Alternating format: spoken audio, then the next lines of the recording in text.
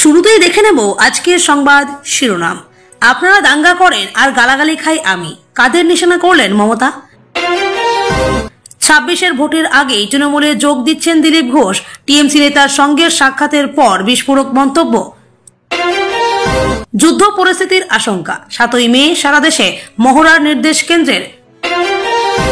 সনাতনী ছাড়া কাউকে বাড়ি ভাড়া দেবেন না, কম খান তবুও বললেন সৌমিত্র। সব আসনেই মহাগঠবন্ধন, বিহারে বিধানসভা ভোটের আগে ঘোষণা তেজস্বীদের। অর্জুনগড়ে বিজেপি ছেড়ে তৃণমূলে 100-র বেশি, চিনি না, মন্তব্য পদ্ম নেতাদের। বিধানসভা ভোটের আগে বিজেপির চ্যাংড়া নেতাদের আমি বাড়ি ছাড়া করব, হুঁশিয়ারি টিএমসি নেতার। শুভেন্দুর জেলায় প্রায় সাফ বিজেপি, সমবায় ভোটে বিপুল জয় তৃণমূলের। প্রতিদিন নিয়মিত সঠিক খবর পেতে আমাদের চ্যানেলটিকে সাবস্ক্রাইব করে পাশে থাকুন। এবার আসছি বিস্তারিত খবরে। দীঘায় মুখ্যমন্ত্রী মমতা বন্দ্যোপাধ্যায়ের সঙ্গে সাক্ষাতের পর থেকেই জল্পনা চলছে, তাহলে কি এবার তৃণমূলে যোগ দিতে চলেছেন বঙ্গ বিজেপির দাপুটে নেতা দিলীপ ঘোষ? সেই জল্পনায় অবশ্য এর আগে নিজেই ইতি টেনেছেন তিনি। বিজেপি ছেড়ে যে তিনি কোথাও যাচ্ছেন না, সে কথা আগেই সাফ জানিয়েছেন দিলীপ ঘোষ। তবে এবার তৃণমূল নেতার সঙ্গে দিলীপ ঘোষের সাক্ষাৎ নিয়ে শুরু হয়েছে নতুন তরজা। কার সঙ্গে সাক্ষাৎ করলেন দিলীপ ঘোষ? সোমবার সকালে ইকো পার্কে প্রাতঃভ্রমণের সময় বিজেপি নেতার সঙ্গে সাক্ষাৎ করতে আসেন নিউ টাউন তৃণমূলের যুব সভাপতি মোহাম্মদ আফতাব। দিলীপ ঘোষকে ফুলের তোড়া দিয়ে শুভেচ্ছা জানান নিউ টাউনের এই তৃণমূল নেতা। দিলীপ ঘোষের সঙ্গে সাক্ষাৎ প্রসঙ্গে তৃণমূল নেতা মোহাম্মদ আফতাব বলেন, দিলীপ দার জীবনের দ্বিতীয় ইনিংস শুরু করার জন্য শুভেচ্ছা জানাতে এসেছি। দিলীপ দা বললেন ভালো করে প্র্যাকটিস করতে হবে, আমিও বললাম খেলা হবে। দিলীপ দা বললেন দেখি আগামী দিনে কতটা খেলা হয়। তবে এই সৌজন্য সাক্ষাতের মধ্যে কোনো রাজনীতি নেই বলেও জানিয়েছেন দুই শিবিরের দুই নেতা। এই বিষয়ে দিলীপ ঘোষ বলেন, আমার পাড়ার ছেলে, আগে আমাকে গো ব্যাক বলতো, এখন ফুল দিচ্ছে। এখন যদি সবাই আমাকে নেতা বলে মেনে নেয়, আগে বিজেপি নেতা ছিলাম, এখন আমাকে সারা সমাজের লোক, পার্টির লোক নেতা বলে মানছে। আমি জানি না আমার মধ্যে কি যোগ্যতা পেয়েছে, তাদেরকে আমার শুভেচ্ছা। অন্যদিকে দীঘায় মুখ্যমন্ত্রী মমতা বন্দ্যোপাধ্যায়ের সঙ্গে সাক্ষাতের পর থেকেই রাজনৈতিক মহলের একাংশ মনে করছেন যে তবে কি এবার 26-এর ভোটের আগে তৃণমূলে যোগ দেবেন দিলীপ ঘোষ, জানিয়ে শুরু হয়েছে নানা মহলের গুঞ্জনও।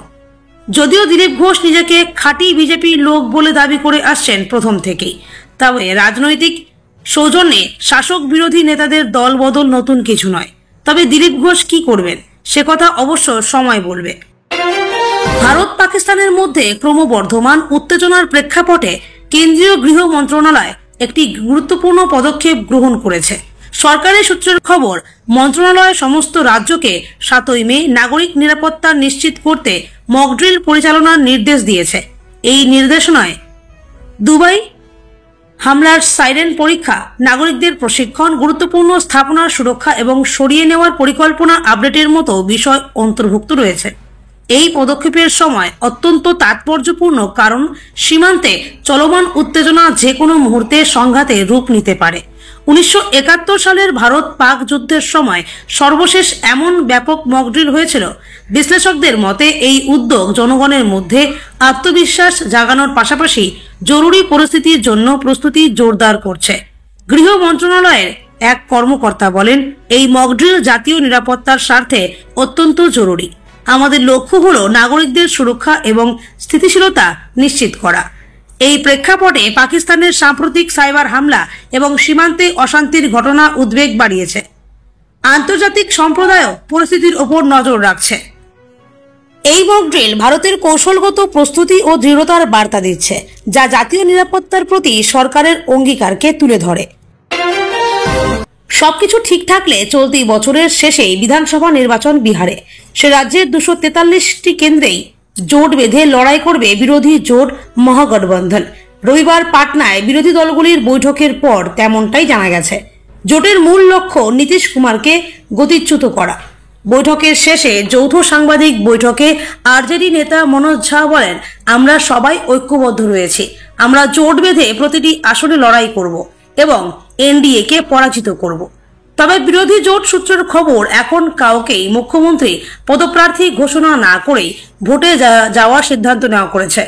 উল্লেখ্য, ইতিমধ্যেই বিরোধী জোটের অন্দরে লালু প্রসাদের পুত্র তথা প্রাক্তন উপমুখ্যমন্ত্রী তেজস্বী যাদবকে মুখ্যমন্ত্রী পদপ্রার্থী করার দাবি উঠেছে।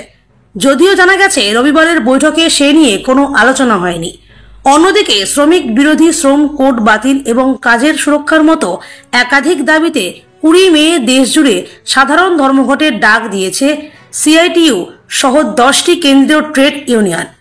রবিবারের বৈঠকে সেই ধর্মঘটকে সমর্থনের সিদ্ধান্ত নেওয়া হয়েছে বলে জানিয়েছেন মনোজ ঝা। প্রসঙ্গত, বর্তমানে বিহারের মসনদে রয়েছে বিজেপি এবং নীতিশ কুমারের দল জেডিইউ এর জোট সরকার। গত 20 বছর ধরে মুখ্যমন্ত্রীর আসনে আছেন নীতিশ কুমার।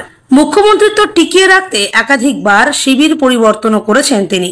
আর এবার বিহারের বিরোধী জোটের লক্ষ্য নীতিশকে গদিচ্যুত করা, পাশাপাশি বিজেপিকেও পরাস্ত করতে চান তেজস্বীরা।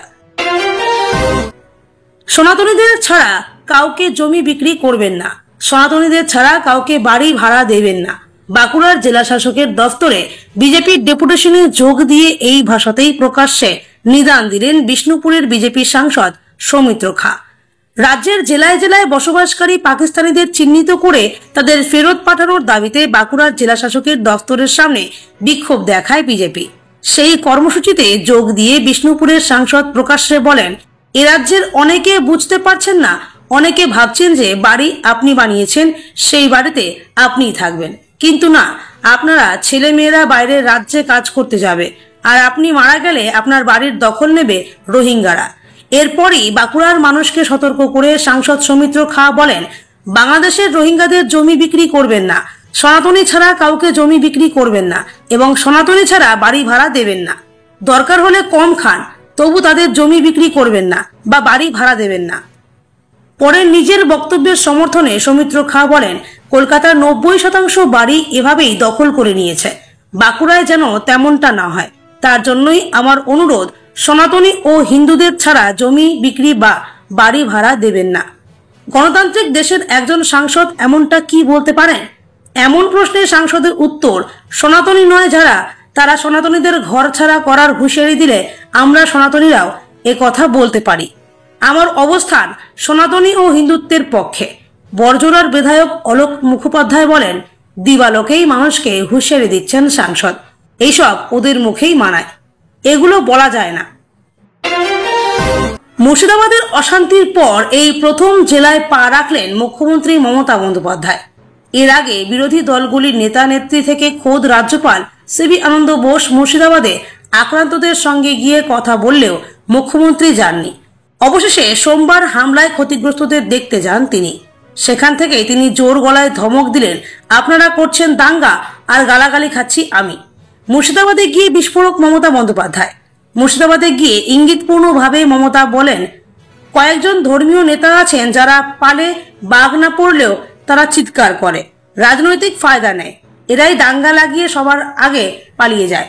আমি কাউকে শত্রু মনে করি না, কিন্তু যারা দাঙ্গা লাগায় তাদের মিত্র মনে করি না। কি বললেন মুখ্যমন্ত্রী? মমতা এদিন বলেন, মুর্শিদাবাদ জেলাকে কেন্দ্র করে মাত্র 2টি ওয়ার্ডে গন্ডগোল হয়েছে, সেগুলিও কে বা কারা কিভাবে করিয়েছেন এই কদিন ধরে ক্রস চেক করেছেন তিনি।